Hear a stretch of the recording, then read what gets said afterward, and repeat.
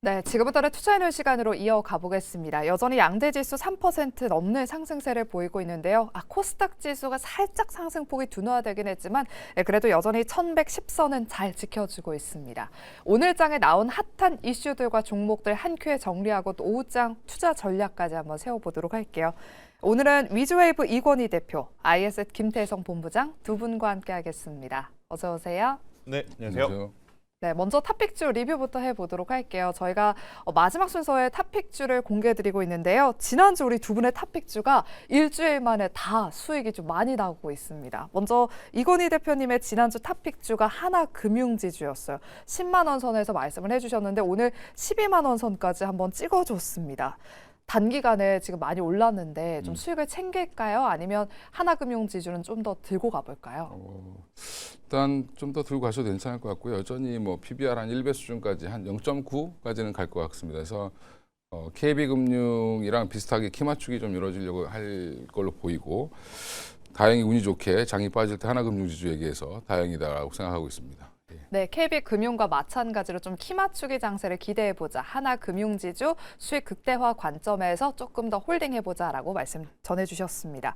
이어서 김태성 본부장님의 탑픽주 대우건설 리뷰 들어보도록 할게요. 지난주에 4,000원대에서 말씀을 해주셨는데 대우건설이 지금 6,000원 선 터치를 좀 앞두고 있습니다. 지금 고점을 계속해서 높여가고 있는데 대우건설은 그럼 어떻게 해볼까요?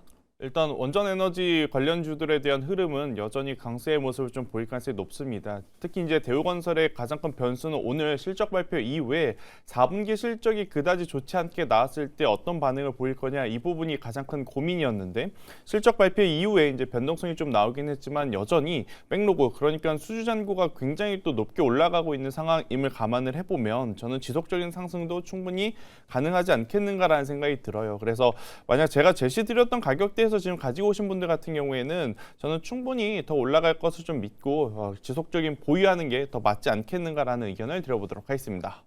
네, 오늘 건설주들 분위기도 좋은데요. 대우건설도 계속해서 보유해 보겠습니다. 오늘도 두 분의 탑픽주 한번 기대해 보도록 하겠고요. 이제부터 각 섹터별로 저희가 전략을 한번 세워보도록 할게요. 먼저 오늘 장에서 강한 반도체와 전력 이야기부터 나눠보겠습니다. 올해부터 양산되는 엔비디아 루빈 공급망의 마이크론이 사실상 배제가 됐습니다. 우리 삼성전자와 SK하이닉스가 점유율을 각각 한 70%, 30% 정도 나눠 가질 것이란 분석이 나왔는데요. 덕분에 오늘 프리마켓에서부터 반도체 대장주들이 급등세를 보이면서 여전히 코스피 지수 상승을 견인하고 있습니다. 이건희 대표님, 여기에다가 또 삼성전자가 HBM4의 양산 출하 시기를 이달 셋째 주로 결정할 것으로 전해지면서 또 삼성전자의 주가도 강세를 보이고 있습니다. 반도체 탑2의 눈높이 조금 더 올려봐도 될까요? 일단 가지고 계신 분들 계속 홀드 하시고 이제 기존의 비율 똑같습니다. 이제 당분간 좀 흔들더라도 오히려 이제 음봉에는 없는 분들은 비중 좀 더 늘리실 필요 있을 것 같고요. 하이닉스 70%, 삼성전자 30% 공급 관련된 이 기사는 이제 확실한 게 아니에요. 그 마이크론이 배제됐다는 것도 루머라고 이제 기사가 나온 거고 그 얘기는 그게 중요한 게 아니라 뭐 하이닉스는 이제 스타트를 했다는 게 중요하고.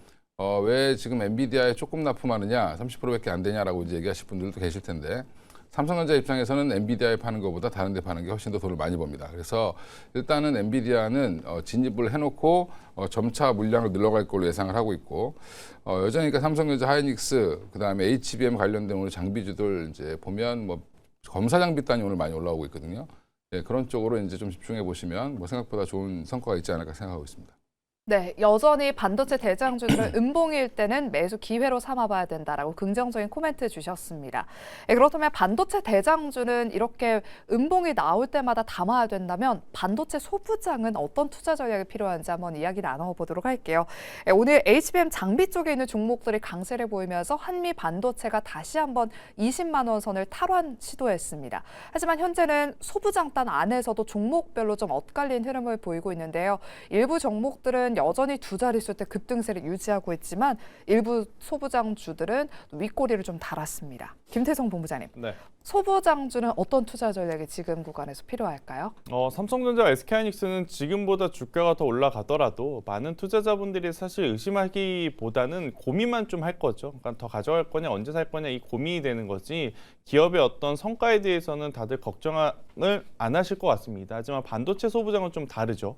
그러니까 삼성전자와 SK하이닉스가 지금 앞단에서 이렇게 돈을 많이 벌었다면 4분기 실적은 적어도 생각보다는 좋은 어떤 영업 이익률을 좀 보여야 하는데 막상 뚜껑을 까보니까 지금 반도체 소부장주들의 실적이 그다지 좋지 못하다라고 또 평가를 받고 있는 기업들이 몇몇 있어요. 그래서 선택과 집중이 필요한 시기가 아니겠나라는 생각이 듭니다. 지난주 주말에 나왔던 이야기를 좀 통틀어 보면 결국 HBM4 관련한 기업들 그리고 HBM4 관련해서 테스트 장비 쪽들이 지금 반도체 소부장주들에게는 굉장히 어떤 좋은 흐름이 나올 수밖에 없다. 또 이제 이 두 가지를 가지고 있는 기업이 바로 DI라는 기업이 있거든요.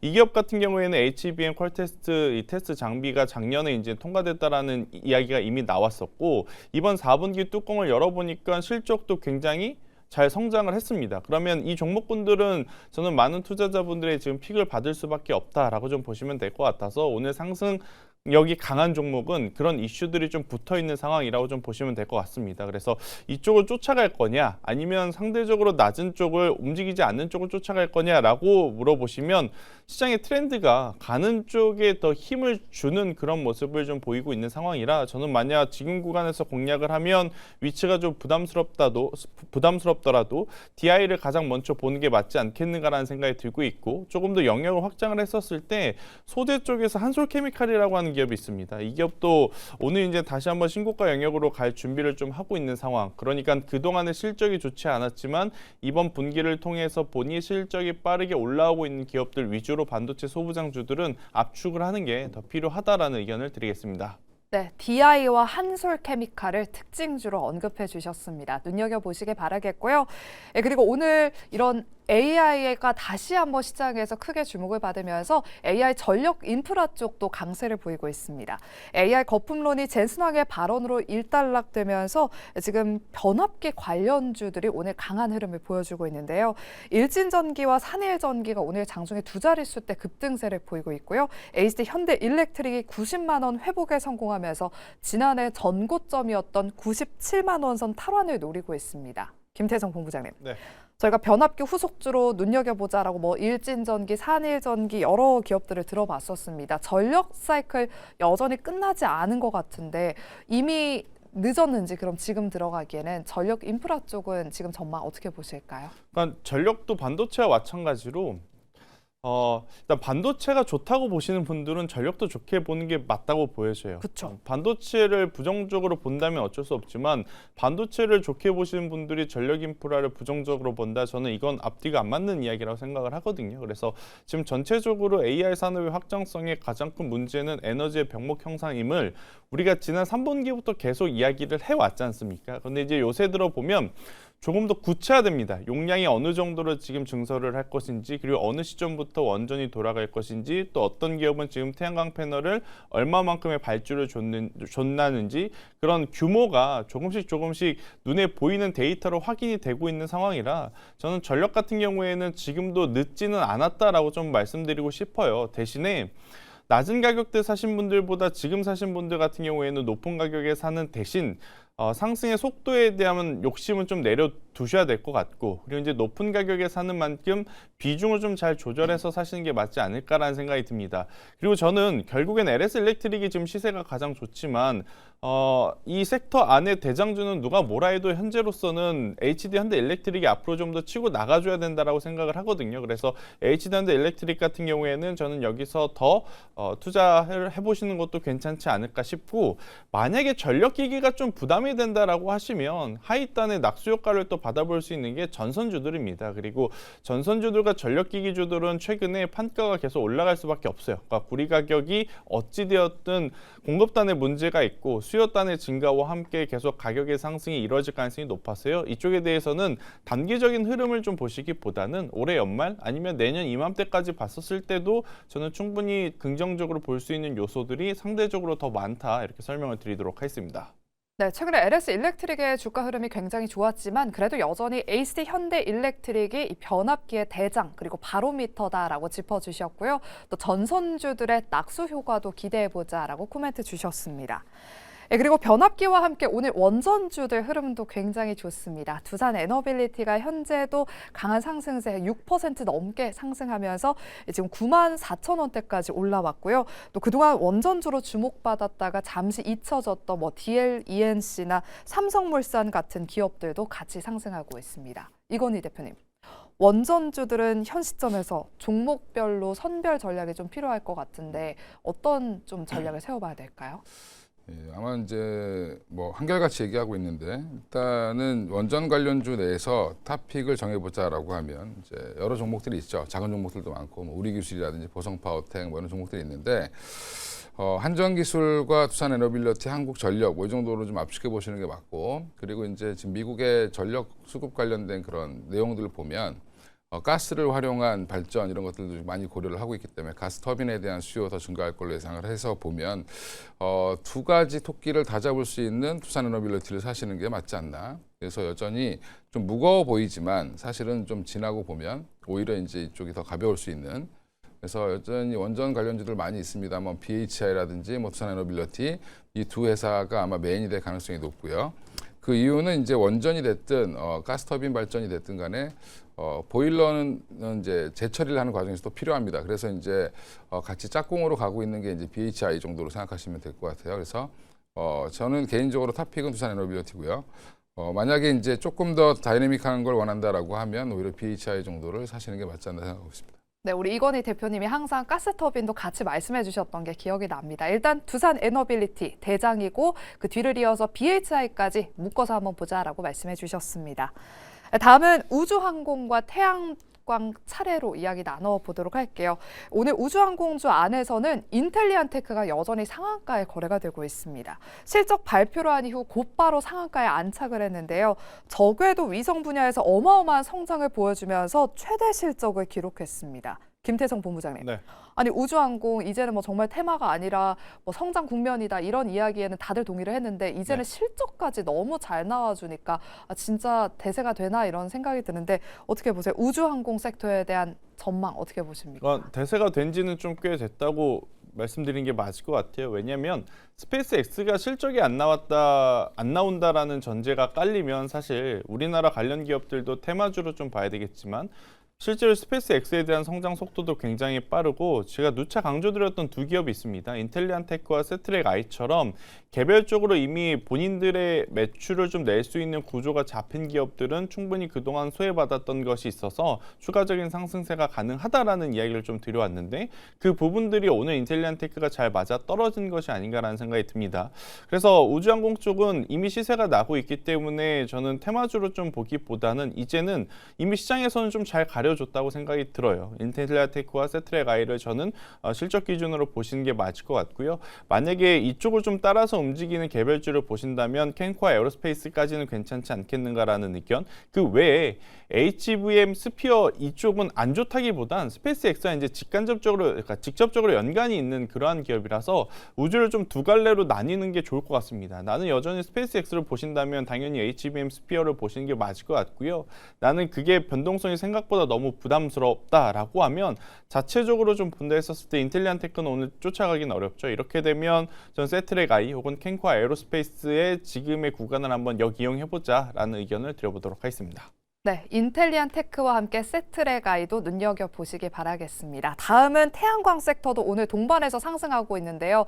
일론 머스크의 기술팀이 1월 말부터 2월 초까지 해서 중국의 태양광 업체들을 방문했다고 알려졌고요. 여기에다가 또 실무진이 대만에 있는 주요 태양광 업체들도 비공개로 방문한 사실이 전해지면서 오늘 태양광 종목들로도 강한 매수세가 유입되고 있습니다. 지난주부터 시작해서 태양광주들이 시세가 단기간에 지금 나고 있습니다. 한화솔루션은 이번 달에만 지금 한 70% 가깝게 올랐는데요. 현재도 한화솔루션이 상승폭을 키워나가면서 10% 넘게 지금 급등하고 있습니다. 이건희 대표님, 우주 데이터 센터를 향한 일론 머스크의 꿈은 진심인 것 같아요. 지금 태양광 쪽이 또 우주항공과 함께 엮이면서 지금 시장에서 강한 흐름을 보이고 있는 것 같은데요. 시세 연속성 어디까지 좀 있을까요? 일단 뭐 이 새로운 이제 태양광에 이제 우주에서 쓸 수 있는 페로브스카이트라는 이제 뭐 그 이제 종류의 네. 그런 기술을 우리나라 기업들이 대부분 갖고 있기 때문에 오랜만에 이제 어떻게 보면 실적 때문에 항상 눌렸고 이제 트럼프 때문에 눌렸던 태양광이 생각보다 지금 실적이 돌아서서가 아니라 꿈을 갖고 올라가고 있는 거죠. 예, 이럴 때가 가장 사실 좀 무섭죠. 그래서 단기간에 추가 상승은 조금 더 가능할 걸로 보이고요. 대신에 이제 이게 우리나라 업체가 아니라 다른 중국과 대만 업체들 중심으로 찾아다닌다. 네. 그게 조금 좀 기분이 좀 나쁘죠. 우리나라 업체가 좀 들어가 있어야 될 것 같다라는 부분들. 이제 그런 것들에 대해서 만약에 우리나라 기업들이 배제된다라고 하면 주가는 또 급락이 나올 수도 있으니까 이런 부분들은 여전히 좀 잘 체크해 보실 필요가 있을 것 같다라고 생각하고 있고요. 지금 가지고 계신 분들은 조금 더 즐기시는 게 좋을 것 같습니다. 그래서 LK캠 같은 경우도 그런 기술 하나 있다고 해서 지금 급등하고 있는 모습을 보여주고 있고요. 그래서 여전히 근데 하나솔루션도 이번 기회에 좀 많이 물리셨던 분들은 어느 타이밍에 내가 나올 거라는 것들을 좀 이제 좀 참고를 하셔서 대응을 좀 잘 하셔야 될 것 같다. 변동성은 오늘까지 굉장히 좋은데 윗방향으로 좋은 상황이고 추세는 뭐 그래도 한 5, 6만 원까지 5만 원에서 6만 원 사이까지는 한번 하나솔루션 기준으로 좀 갈 가능성이 있다라고 보고 있습니다. 네, 태양광주들 그중에서도 한화솔루션은 지금 추세를 살아있다라고 말씀해 주셨습니다. 예, 그리고 오전에 저희가 그 생쇼 방송에서 또 편입이 됐던 삼화페인트가 지금 장중에 상한가에 안착을 했는데요. 이 한화솔루션과 손을 잡고 차세대 태양광 모듈 기반의 건물 기반 일체형 태양광 공동 개발에 나섰다라는 소식이 전해지면서 현재 매수세가 몰리면서 상한가에 안착을 했습니다. 지금 태양광주와도 좀 모멘텀이 함께 엮이면서 시장에서 주목받고 있다는 점까지 잘 체크해 보시기 바라겠습니다. 다음으로는 순환매 관점에서 넥스트는 어디일까를 바라보면서 조선과 방산 또 뷰티 쪽 이야기 나눠보겠습니다. 지금 아까 저희가 밑에 자막에 속보로 나갔었습니다. LCD 현대중공업과 LCD 한국조선해양, LCD 현대마린엔진이 실적을 또 발표를 했었는데요. 실적 발표 이후에 차익 실현 매물이 좀 나오면서 약간의 윗꼬리가 좀 많이 달렸습니다. 이건희 대표님. 한화 에어로스페이스는 아직까지 실적 발표가 나지 않았습니다. 이번 주 굵직한 주요 이런 방산 조선 기업들의 실적 발표가 있는데요. 투심에 어느 정도 반전을 기대해 볼 수 있을지 지금 시세로 보면 약간 물량이 좀 새로운 물량이 나오는 것 같아요. 일단 근데 지금 좀 큰 그림으로 보실 필요가 있는데 네. 지금 HD현대중공업이나 그다음에 하나오션 같은 경우는 이제 방산 쪽과 엮여 있는 거죠. 어떻게 보면 그러니까 조선 관련된 방산으로 엮여 있고 그다음에 이제 나머지 지금 방산주들은 실적이 아마 뭐 생각보다 잘 나올 만한 건 별로 없어요. 예상치 정도만 나오지 않겠나 생각하는데 큰 그림으로 보면 방산에 대한 수요는 점차 증가할 수밖에 없다라고 보시는 게 맞고요. 여전히 무슨 뭐 그 우크라이나 종전 얘기 나오면 빠지고 하는데 그럴 때가 여전히 기회다. 지금 전 세계가 또 이제 각자 도생의 길로 접어들었기 때문에 가장 방산 관련돼서 가격 대비 경쟁력, 그다음에 뭐 생산 능력 이런 걸 다 고려했을 때 국내 기업들이 우위를 차지하고 있기 때문에 뭐 하나에어로스페이스나 뭐 HD현대중공업, 뭐 하나오션 그다음에 이제 그 외에 이제 현대 로템이라든지 LIG 넥슨까지 줄줄이 다 지금 제가 볼 때는 예쁜 자리에 있다. 이럴 때 약간 좀 버벅된다고 하잖아요. 올라가서 옆으로 쉬고 있는 국면인데 이런 자리에서는 한 번 더 치고 올라갈 가능성이 높으니까 좀 긴 관점에서 접근하실 분들은 방산주 여전히 지금 조정시 매수 관점으로 접근하시는 게 맞다고 말씀드리겠습니다. 네.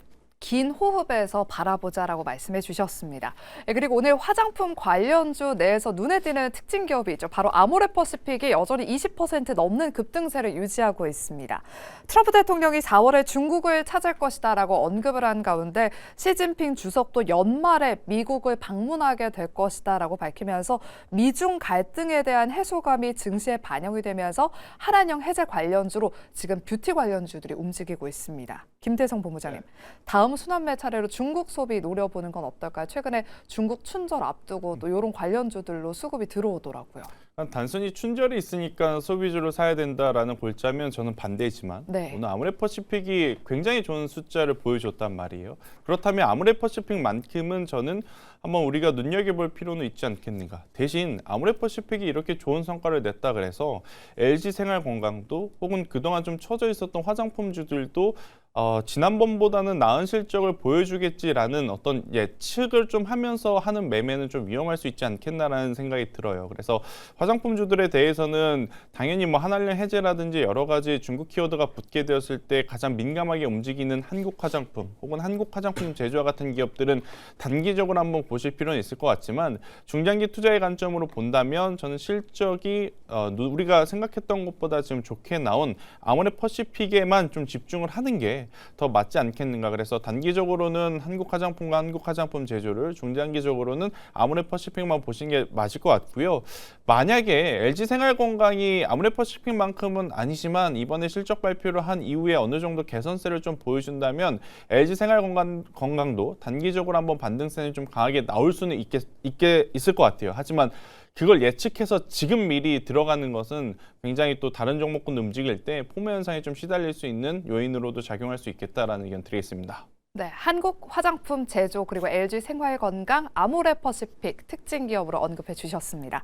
마지막으로는 저희가 스테이블코인 관련주들이 오늘 장 초반부터 또 시세가 나왔어서 이야기 나눠보도록 할게요. 주말 동안에 빗썸의 비트코인 오지급 사고가 있었음에도 불구하고 시장은 정책에 대한 기대감을 반영하면서 장중에 헥토파이낸셜이 상한가를 터치하기도 했습니다. 현재는 윗꼬리가 좀 달렸는데요. 김태성 본부장님. 네. 스테이블코인 법제화 통과가 잠시 미뤄졌는데 설 연휴 이후에는 통과될 것이다라고 하더라고요. 추가 상승 기대해봐도 될지 아니면 그냥 일단은 좀 다른 쪽에 무게중심을 둬야 할지 어떻게 보실까요?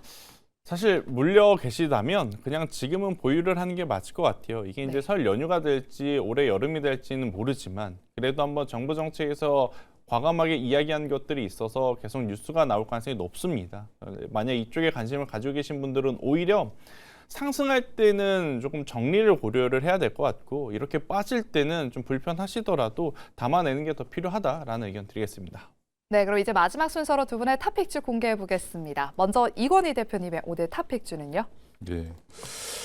오늘 뭐 너무 자주 갖고 나와서 싫어하실 수도 있는데 한미반도체 오늘 많이 올라가다가 맞아요. 지금 음봉 내고 있는데 이럴 때가 기회다라고 보고 있고요.